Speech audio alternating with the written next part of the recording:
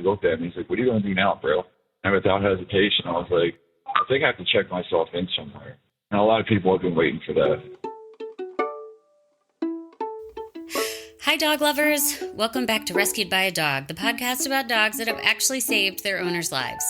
I am Laura, host of the podcast, and again, I need your help. Can you give just $5 to help keep Rescued by a Dog going? There are two super easy ways to do this. First, you could Venmo me $5 or whatever amount you want to send at the handle Laurabama. That's Laura, B as in boy, A, M as in mother, A. Or you can go to patreon.com/Rescued by a Dog podcast. Again, that's Patreon spelled Patreon. So patreon.com/Rescued by a Dog podcast. When you join the Rescued by a Dog community on Patreon, your $5 per month will help me continue to share these incredible, uplifting stories. Today, you're going to hear from James, who was unemployed and recovering in a sober living home when he met a pit bull named Blue. Please bear with the audio quality. I reached James while he was on the road in his long-haul truck with Blue at his side.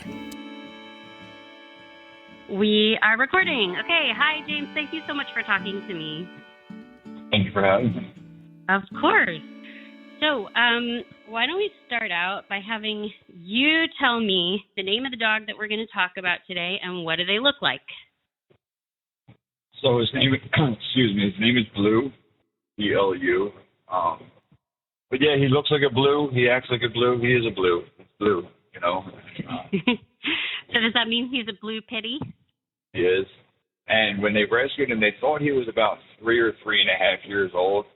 And I've had him for almost a year now. So I'd say he's like 4 with a whole lot of puppy in him, though. When he plays, it's like he's just a little puppy. It's cool.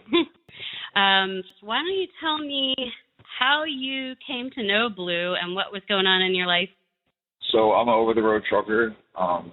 And around this time last year, I had come in off a long haul. I was out there for about 4 or 5 weeks.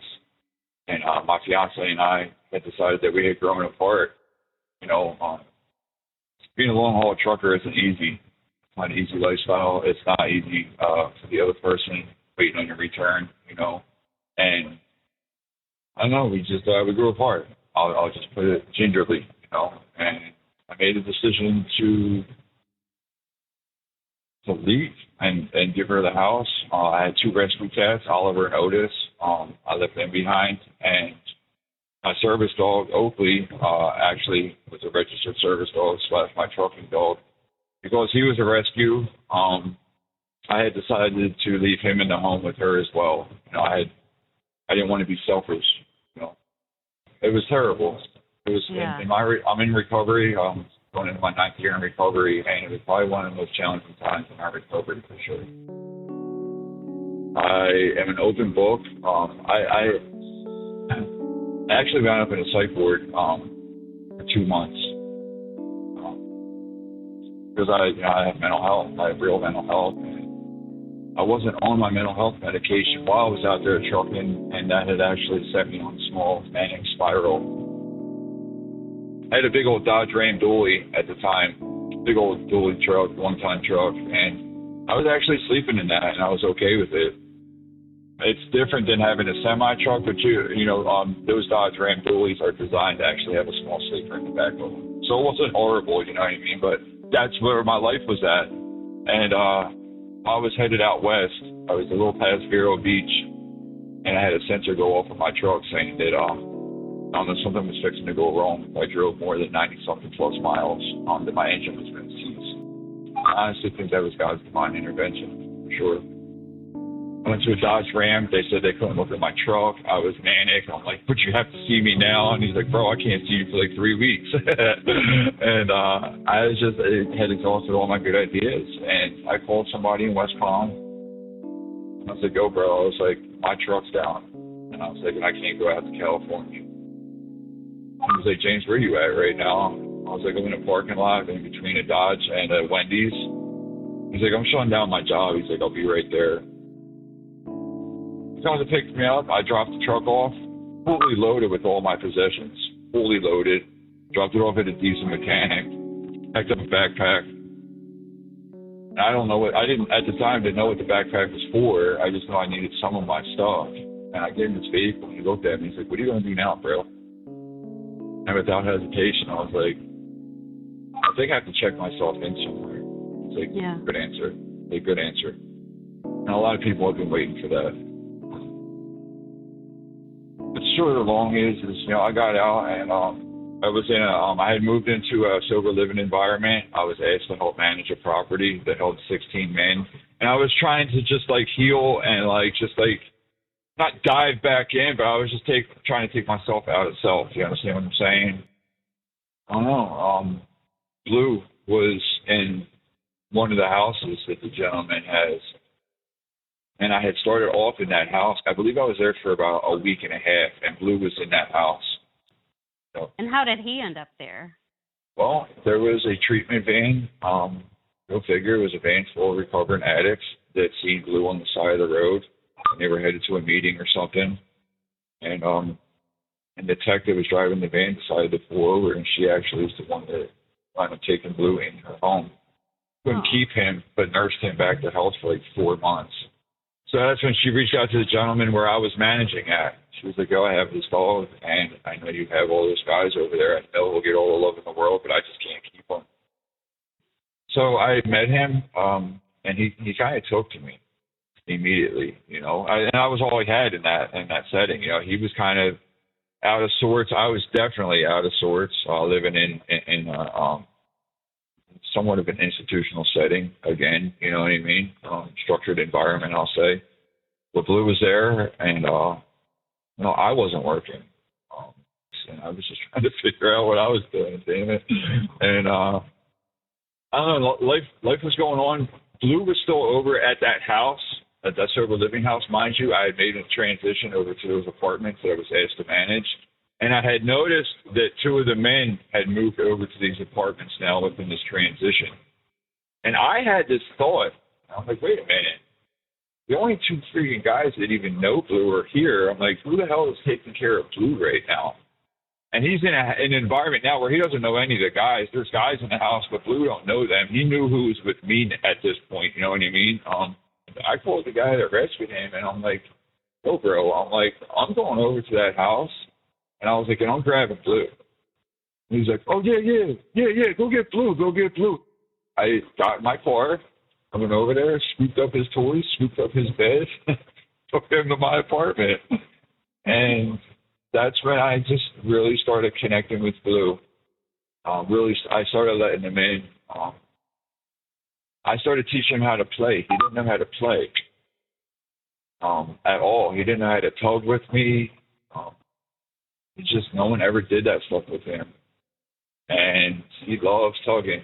I'll tell you, he's probably one of the strongest dogs I've ever personally played with. He has a lot of strength in him. And he just doesn't give up on the tug. That's for sure. He'll tug 20, 25 minutes, 30 minutes. I won't give up either, but he will not give up. Did you have any issues adjusting to each other when you started living together? No, he's also a cuddler, too, from being a halfway house dog. He's like, when he comes to lays in bed with me, he lets out like a really long sigh. But it's a grateful one, though. You know what I mean? It's just a bunch of air that comes out of his big old body, but he's just a grateful dog. It's just like he's at peace. But I get that sigh often.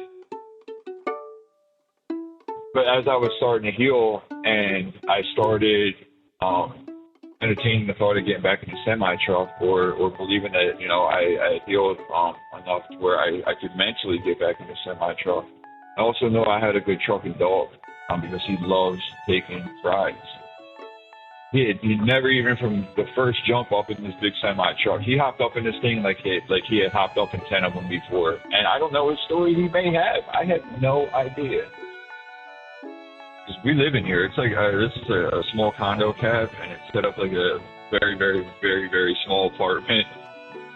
I have a beautiful blanket laid out on the floor for him. His bowls are back there. He's up in the sleeper berth right now. All his toys are laid on the bunk. You know what I mean? Like, he knows what time it is right now. He's spoiled. He gets to see the United States, man. And, like, I pick rest areas over top of truck stops any day. I'll sacrifice a shower. If I haven't showered, but there's a rest area wide open with a big-ass field for him to run in and just go frolicking and playing stuff, that's what I do.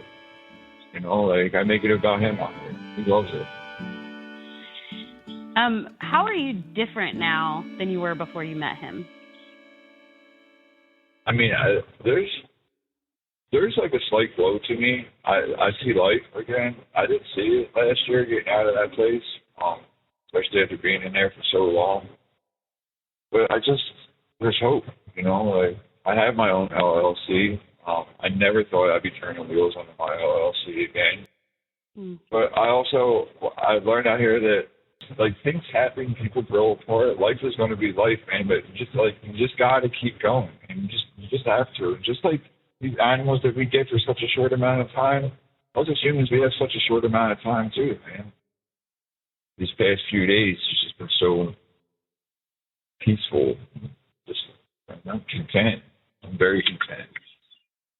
I knew that we could come out here and do this together. I wouldn't be able to do this without him. Could I do it without him? I could, but it would be painful. I mean, he makes me laugh out here. I cried to him out here. He's licked tears off my face out here. Like, could I? Sure, I have a rough life. There's a lot. I've survived 100% of my struggles. I would get through it. I need him out here. I don't want him out here. I need him out here. I was just like laying back there in that bunk, and like my legs are scissored, they're wide open. The bunk's not that big, you know, and I'm 6'3", you know, but they're wide open. He lays right in between that, and you know, he's licking his paws or licking my leg if my sweat pan is up, whatever it is he's doing. It just gives me these looks sometimes, and he just like really gazes at me. I'll look back in the bunk to see what he's doing, and his little chin is laying a little forward of the mattress, kind of just sagging down a little bit, and he's just watching me drive. Or looking out the big old windshield and watching me drive. That's all that he's doing. He's just content being with me. He's chilling. He gives me those belly laughs where like I'm literally like laughing. Oh, like I have tears coming out of my eyes sometimes. It's funny how we can go from being on the interstate, and then when I set the air brakes, he definitely jumps up out of his sleeper and comes up front because he knows when I'm done fueling, I'm going to put him on the leash, and it might not be the longest walk, but he gets a small walk every time this truck is stopped. This dog goes on more walks than dogs do at regular houses, for sure. There's so many different smells and different wildlife and deer droppings and fox droppings. I mean, his sniffer is just everywhere. If Blue could understand human English, what would you like to say to him? I tell him all the time that I love him. I think he knows what I'm saying. I couldn't figure this out without you, buddy, and I tell him that all the time. You know what I mean? And I say thank you to him all the time. I whisper in his ear when we're going to sleep at nighttime. I probably say every night, thank you for coming out here with me, is what I say to him. Thank you.